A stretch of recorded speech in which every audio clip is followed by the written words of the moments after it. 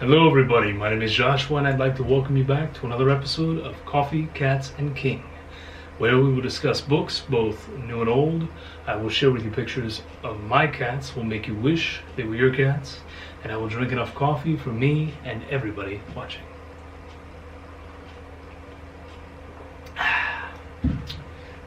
The coffee mug of the day is a Rudolph the Red-Nosed Reindeer mug. I still have a bunch of my mugs up in the attic and had replaced them with the Christmassy mugs and such, so haven't been back up there, so you're gonna keep seeing those until then. Today I'm here with a book unboxing. So I did a little shopping on Book Outlet. For those of you who do not know, Book Outlet is this incredible site. They have a huge selection of books, tons of variety, and their whole thing is they have new books, but they also have bargain books. Now they say that the bargain books may be, scratch and dent, if you will. I'll be honest, I've bought from them a couple of times, and it is very rare that you can tell, aside from maybe the occasional remainder mark, that these books are not just brand new. The good part about it, though, is that you get these brand new books, a book that may be going for $16 on Amazon, and they have 30 left on Book Outlet, and they're selling them for $3. So I think I bought 13 books, and those 13 books cost me $35 with shipping, so pretty awesome. So it's actually 2 boxes. I have not opened them yet. I got a smaller one here and a larger one, so yeah, very excited. So let's get into it. And I'll be honest, I purchased them a couple weeks ago. Can't even entirely remember what all I bought, so this is exciting for you and just as exciting for me. And I'm going to try and remember how much I paid for each of these, because I'm telling you, it's incredible prices. So first up is a book that I've been hearing about forever. A ton of people have read it. I still haven't read it, so I finally picked up a copy.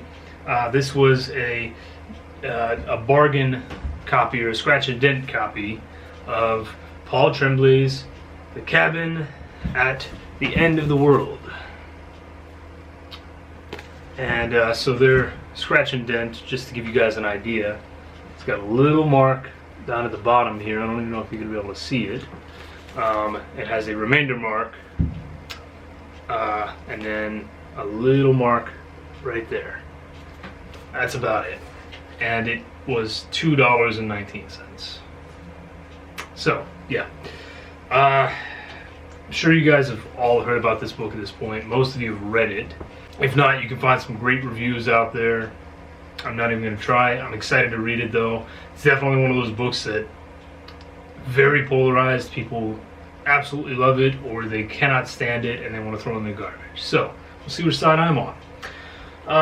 Next up, this is James A. Moore, Fallen Gods. And this is book 2 in his Tides of War series. I picked this one up because I purchased a collection, a lot, on eBay recently, and book 3 was in there. And I know it's a series I want to read. Book 3 came in that lot. I saw book 2 on Book Outlet, and again, they had it for $3. So now I just have to pick up book 1 at regular retail price. So I went on and grabbed it, even though I know it's going to be a little while before I can get book 1 and actually read it. Okay, this was another one I was really excited about. I've heard a lot of great things, and actually someone just recommended this book to me the day after I purchased it. So this is Adam Neville's Last Days, which it has an awesome kind of classic horror cover at this point. It's a bigger book than I thought. 530 pages, but again, I mean, it's a brand new book. And Adam Neville is a very well-known author, very well-loved author. Brand new book, cost me $3.23. So, and oddly enough, that was all they put in this one box. So evidently, the remaining 10 books are in this one.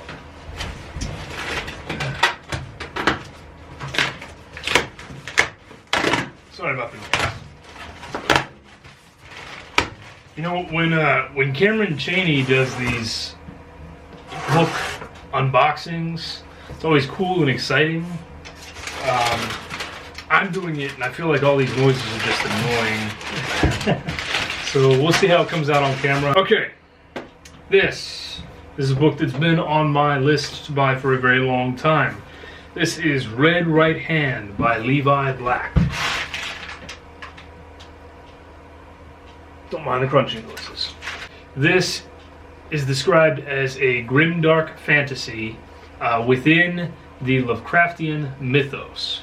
So it's a modern grimdark, but with a good mix of elder gods and things like that going on. It's supposed to be a pretty brutal book, and I'm really excited for it. So, moving on. Okay, this one has a remainder mark and a little sticker on the back that's probably going to be annoying to take off. But I just saw this book on B's channel over at B Reading. She just showed off this book, and I was just like, man, that cover's awesome. It sounds so great. I have to get this book. Then 2 or 3 days later, I was looking on Book Outlet. Surprise, surprise. They had a copy, and I was super excited. So, I got Aaliyah Whiteley's The Beauty. Could also be Aaliyah Whitley, so I apologize about that if it is wrong. But, gorgeous cover there. Gorgeous cover.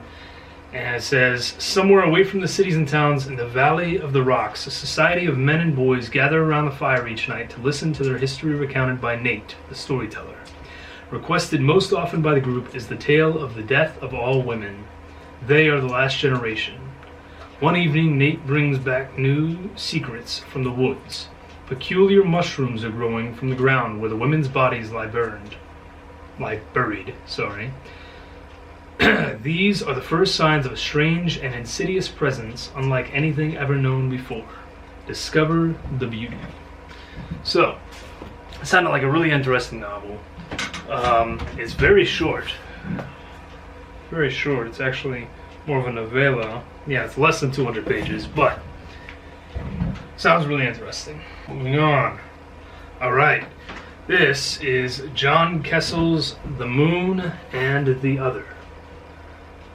Beautiful cover.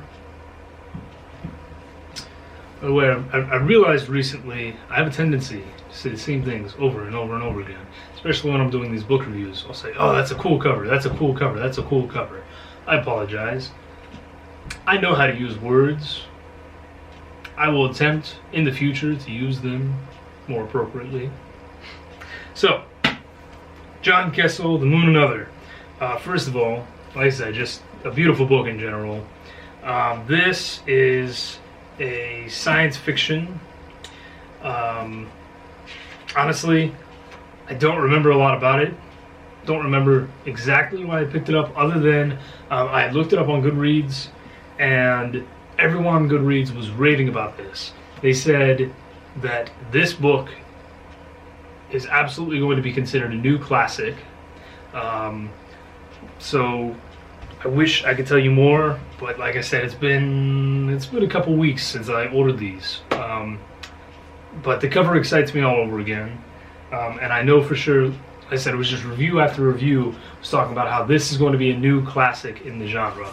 So I'm gonna try it and see. You know, it could be wrong, or I could be very, very happy with that purchase. This one I picked up because Brian Lee Durfee, who is an author as well as a booktuber, he talked about this in his best of list. Talked about Joan D. Vinge's The Snow Queen series. And again, just another great cover. gorgeous. And this apparently is actually the 35th anniversary edition of the Hugo award-winning science fiction classic. So, it says, the imperious winter colonists have ruled the planet Tiamat for 150 years, deriving wealth from the slaughter of the sea mares.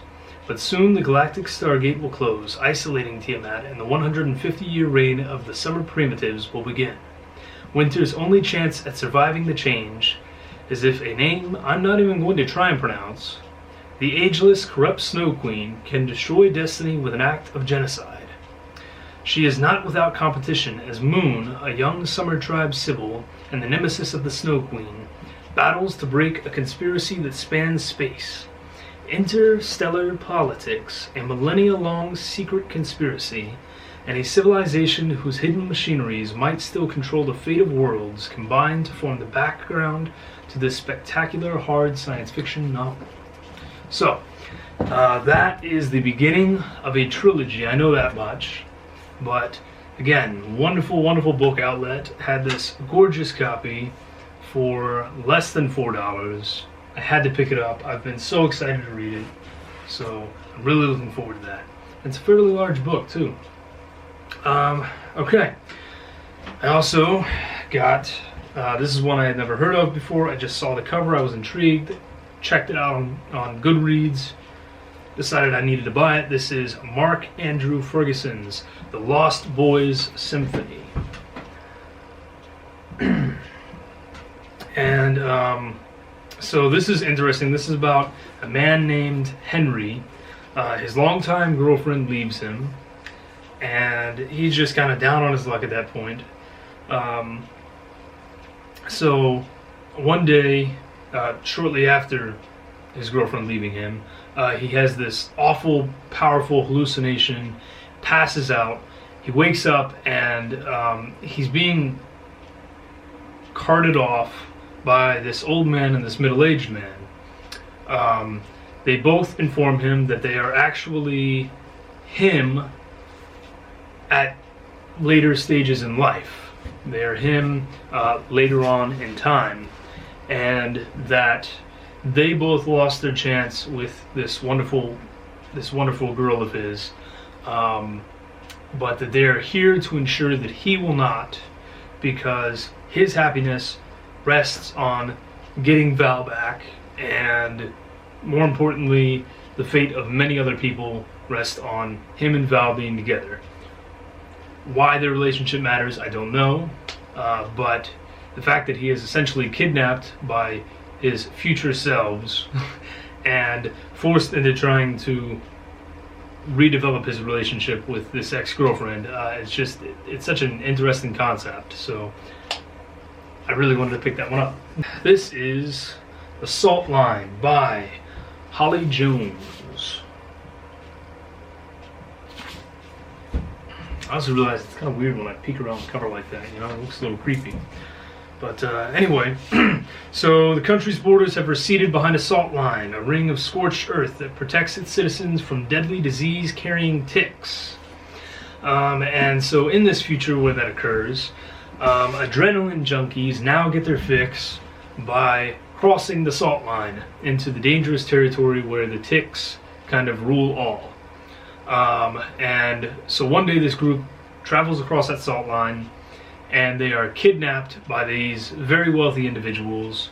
They don't know what's going on, so not only is it sort of a home invasion kidnapping scenario, but there's this crazy dystopian world going on, so it sounded intriguing. I picked it up for $1.75, so again, I couldn't pass it for that price, and that's a big that's one of the big dangers of book outlet, honestly, is that, you know, even if it's a book that you normally might not give a chance to, when you're getting them for $4, $3, $2, $1 sometimes, you just can't pass it up, you know. Oh yeah, I was really excited about this one, guys. There's something really special about this one. I think there's going to be. This is the first in the Arcadia Project series by Michelle Baker. This is Borderline. So, first of all, beautiful cover. Start of a fantasy series. It was described to me as Men in Black, but rather than aliens, it's about fairies and fae.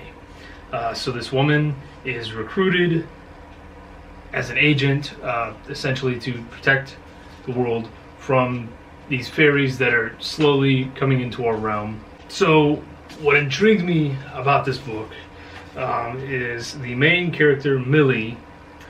First of all, she was this semi-successful filmmaker. Something awful happened. Her last film just crashed and burned.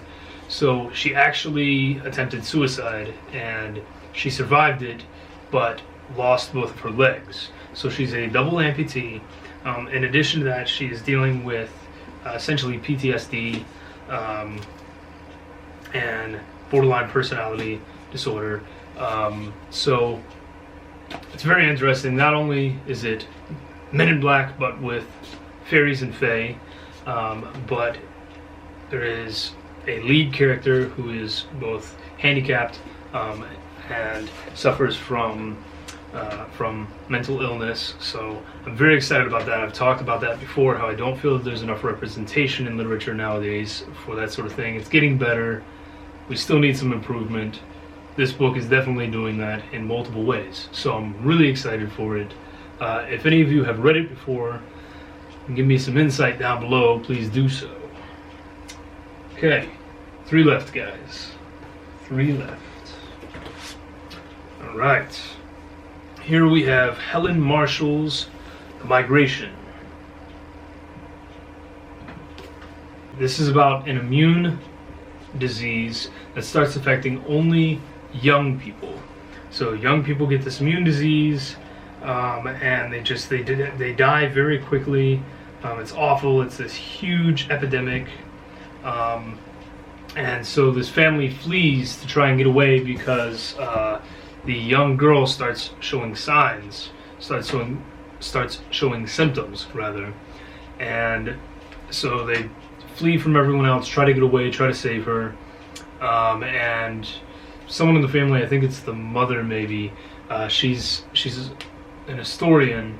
She's obsessed with the Black Death. She's convinced that the Black Death gives all the answers to what's going on now, and that they can potentially save this child's life and save other lives by studying it, figuring out how humanity got over it back then and how we can get over it now. This is Sarah Davis Goff's Last Ones Left Alive. And it says, remember your just in cases, beware tall buildings, always have your knives. So this is a dystopic novel,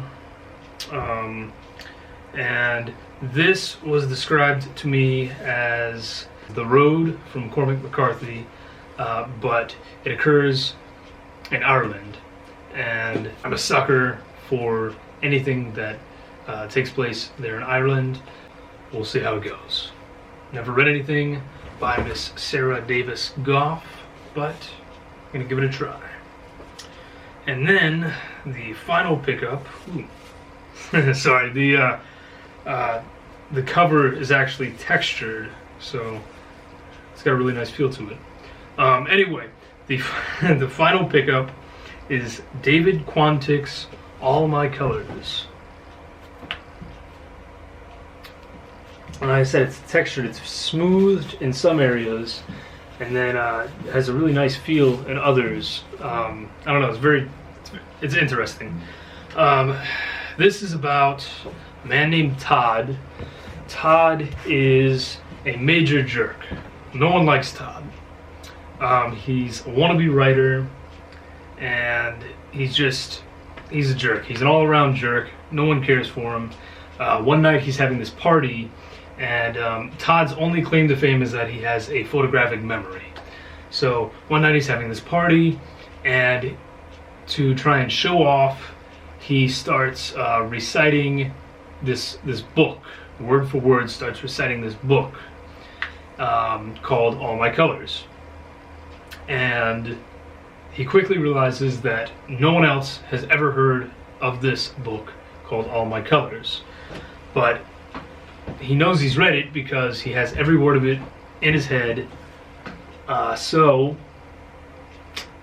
Todd, being the ever wonderful person that he is, decides, well, if no one else has heard of this book, then you know what? I'm going to copy it. I'm going to claim it as my own and see what happens. So he does just that, and something or someone from a very different place is pretty ticked off about it. So that's all I know. I originally came across this a couple years ago. I got really excited about it. Promised myself I was going to purchase a copy right when it came out. I didn't do it. Now I've done it. Very excited. And again, book outlet, I got that one. I think that was the most expensive book I purchased, and it was $4.65. So, but yeah, so there you go, guys. That is my book unboxing, my book outlet book unboxing.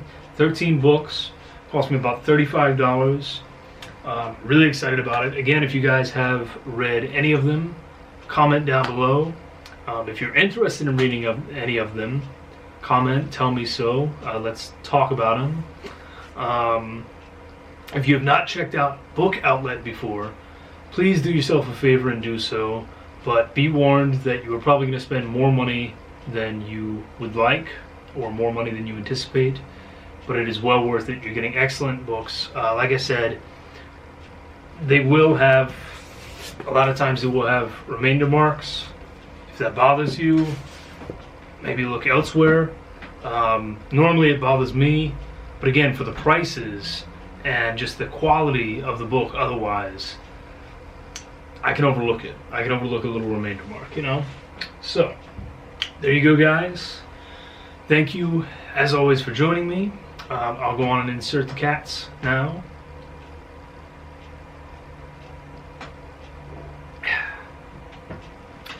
So, there you go. Thank you for joining me.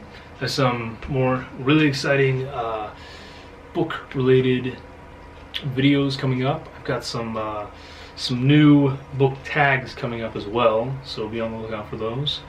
Thank you. Have a wonderful evening. And cheers.